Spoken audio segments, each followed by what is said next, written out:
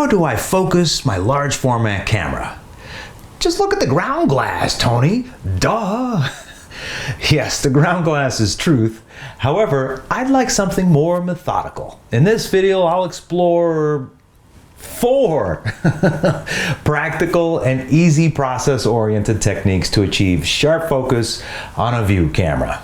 There are probably as many focusing techniques as there are arches in Arches National Park. Okay, maybe not that many, but the point being is that my short list of techniques could potentially get you started when you don't know where to begin.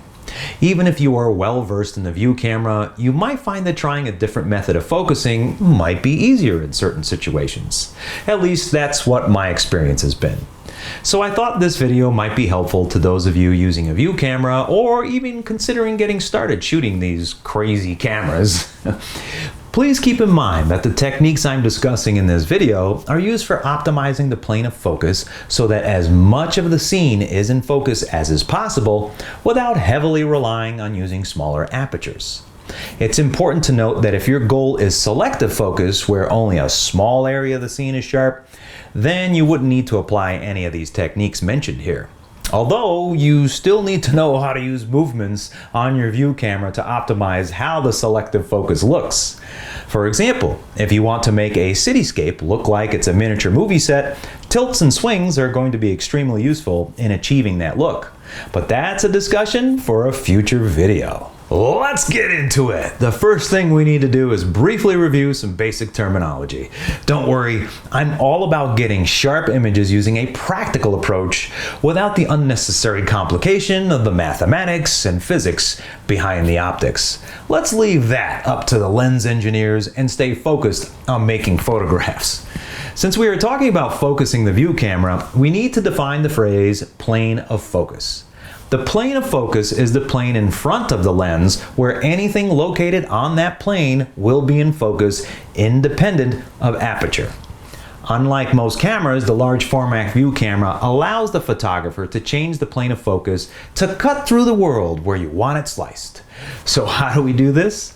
We need to first orient ourselves to the view camera. The front upright frame where the lens is mounted is called the front standard. Typically, the front standard is capable of lens tilt, which is where the lens can rotate around a horizontal axis perpendicular to the optical axis. Just like nodding your head.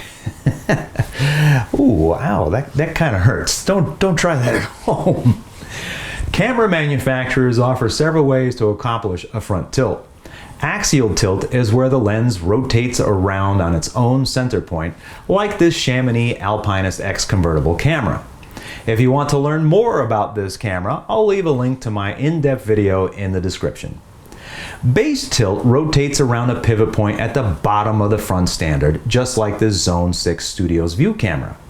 It is important to note that using base tilt also affects other front standard movements, unlike axial tilt, which is isolated in its movement. If you really want to get fancy, the Canon R5C monorail camera employs a sophisticated system that simultaneously adjusts the combination of both axial and base tilt to intelligently simplify focusing. I can tell you from experience that the Canon R5C camera is exquisitely well built and designed. It's just ridiculously huge and heavy.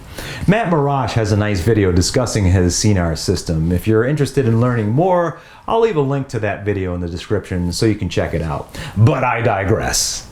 The front standard can also rotate around a vertical axis perpendicular to the optical axis. This is what is referred to as swing. Just like your head shaking no. Whoa, okay, now I'm just dizzy. Both lens tilt and swing change the plane of focus. The back upright frame is where the ground glass is housed and film holder is inserted. This is called the rear standard. Catchy name, isn't it? The rear standard can also have axial and base tilt movements, but the inclusion of these movements varies depending upon the design and type of view camera. Traditionally, field cameras like my Chamonix Alpinus X convertible and Zone 6 Studios employ base tilt to accomplish rear movements. These cameras also incorporate the opportunity for swing movements that enable the photographer to further manipulate the photograph, and maybe to drive us crazy as well with so many options. So the important point to remember is that both tilt and swing on both the front and rear standards allow us photographers to change the plane of focus. One last related term is that when the front and rear standards are parallel to one another, so no movements have been applied, this is referred to as the neutral or zero position, just like any fixed lens and film plane cameras. Okay, now that we are oriented to the view camera, let's talk about focusing techniques. I've broken them down into two subcategories, axial and base tilt focusing. These techniques are most applicable to objects aligned in a top to bottom orientation on the ground glass that are closer and farther away respectively. Arguably, this is one of the most common scenarios that you'll find when shooting landscapes. Architectural or product photographers are more likely to encounter situations where objects are aligned in a left to right orientation on the ground glass that are closer and farther away respectively. So they may need to incorporate swing to align their plane of focus with the most important subjects in the photograph. Having said that, keep in mind that for swing, most view cameras rotate around a center axis for the front standard, so the practical application of the axial focusing techniques would be the same. However, that can vary for the rear standard depending upon the camera design. So, not all of these focusing techniques may work for the less common cameras that have swings that are off-center axis. Are you confused yet? Hopefully my visuals will clear up any befuddled thoughts. The first axial focusing technique I'm going to discuss is from my undergraduate large format photography class that I took at Appalachian State University with Professor John Scarlatta.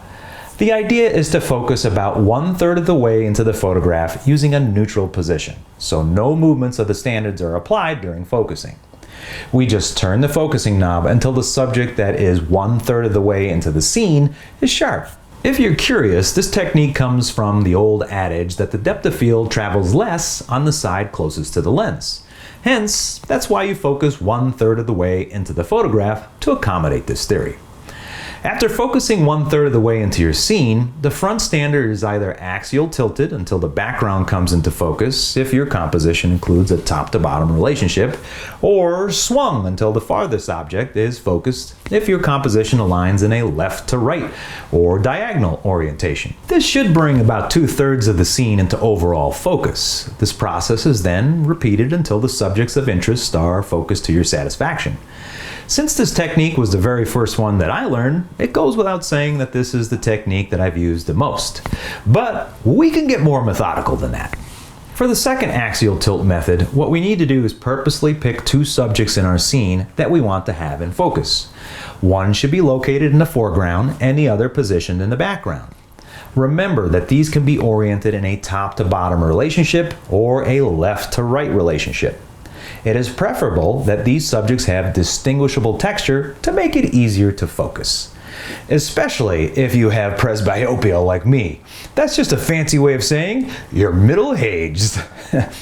We begin by rough focusing about halfway between these two discernible subjects. Then we apply a small amount of axial front tilt for top to bottom oriented subjects or front swing for left to right oriented subjects to bring them into focus. We repeat this process until everything of importance to us is sharp. This could take several tries until it's dialed in just right. So if you find that you've applied enough movements to make your camera look like a pretzel and you're not getting the results you are after, I would recommend returning the camera to the zero position and have a fresh go at it.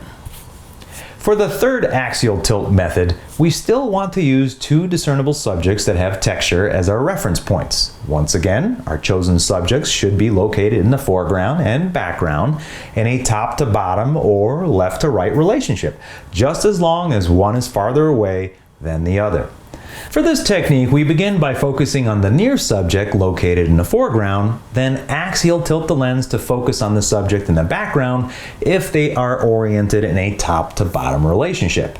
For a left to right relationship, Axial swing would be applied to bring the object of interest farther away into focus. More than likely, this will cause the foreground subject to become slightly out of focus. Don't worry, that's normal. We just repeat this process a few times until the objects of interest appear satisfactorily sharp on the ground glass. That's just large format. We have to repeat the same steps over and over again before we can actually take a picture. The next focusing method that I'm going to discuss is based upon using a base tilt to achieve focus. Once again, we intentionally pick two distinguishable subjects with texture, one located in the foreground and the other in the background.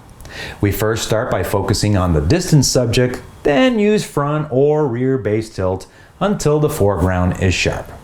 We repeat the process several times until both the foreground and background subjects of importance are acceptably sharp to us.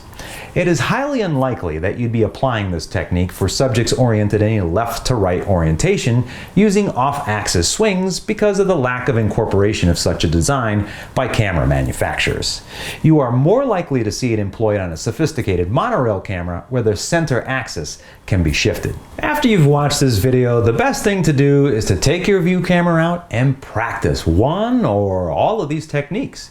That will make you more proficient and make it second nature for you.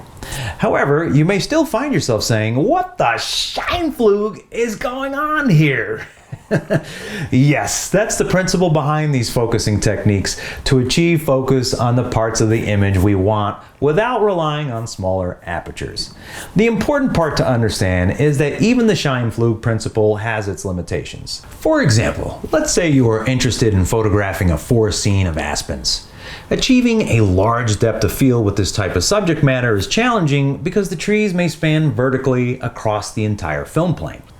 So applying tilts may result in parts of the image taking on a selective focus appearance. In other words, there will be select areas of the trees or subject that won't be acceptably sharp. This also happens when you are trying to keep two subjects in sharp focus that are just too close to one another to avoid the selective focus look. At this point, you may be saying, "Tony, as landscape photographers, we aren't shooting wide open. We use smaller apertures to bring those areas that are not in focus back into acceptable sharpness." Yes, indeed. It is common for us large format photographers to rely on aperture to optimize the appearance of sharpness. However, I'll leave that discussion of how to determine the ideal aperture for another video. Another important consideration is if your camera allows you to focus using either the front or rear standard. Which one do you use to focus?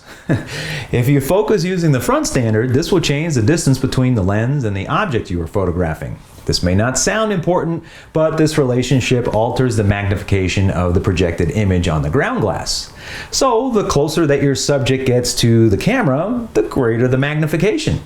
In other words, as objects get closer to the lens, they appear bigger on the ground glass. This is especially important to pay attention to if you are doing critical work with macro photography and need to maintain a certain magnification ratio. In contrast, using the rear standard to focus retains the object to lens distance relationship and thus won't affect magnification. Great! Problem solved. I'll just rear focus everything. Oh, no, no, no. You can't have your cake and eat it too. Applying rear standard tilts and swings significantly changes what is known as perspective, or more simply put, the relative size and shape of objects. For example, as you apply backward tilt on the rear standard, that will exaggerate the foreground elements. So an object in the foreground ends up being bigger than it is in reality. I happen to like this look because it allows me to emphasize a subject of interest in hopes of drawing the viewer's attention in that direction. But everyone has different tastes, so it's a matter of personal preference. Since it's your photograph, you get to make all the decisions on what movements to apply and the manner in which you apply them. By the way, did I mention that you also have the option of combining movements like swing and tilt? What? Yes, that's right. You can add a layer of complication or maybe frustration in choosing how you want your image to look. Don't stress about it too much. Just focus on one type of movement at a time and build upon that movement to achieve the results you are after. Maybe incorporate the most important movement first, followed by the lesser of the two. Remember, when you feel like you're struggling, just bring the movements all back to the 0 position to have another go at it. Psst, you want a bonus tip? Okay, here goes. When you are adjusting your plane of focus, avoid placing the beginning and ending edges of what is sharp at the extreme peripheries of your subject matter. For example, you have a scene with a mountaintop in the background and a rock in the foreground. Avoid placing the edges of the plane of focus on the mountaintop and the top of the rock. Why? Since depth of field is perpendicular to the plane of focus and we are using forward axial tilt, that will result in wasting a good portion of the depth of field gained by stopping down the aperture because it is located above the plane of sharp focus. As a result, you might find that the base of the mountain in the background or the ground below the rock in the foreground are softer than you'd like. To circumvent this problem, you might consider an axial tilt to change the plane of focus so that it runs through the middle of the rock in the foreground and about halfway up the mountain in the background. This increases the likelihood that the ground and mountaintop will be acceptably sharp as you employ smaller apertures because the area above and below the plane of focus are positioned to include your chosen points of interest. Wow! That was intense. Hopefully you found that video useful. If you did, please like my video and consider subscribing if you haven't already done so. Also, if you have a particular focusing technique that has served you well, please share with all of us in the comments section so that everyone can benefit from your knowledge. As always, thanks for watching.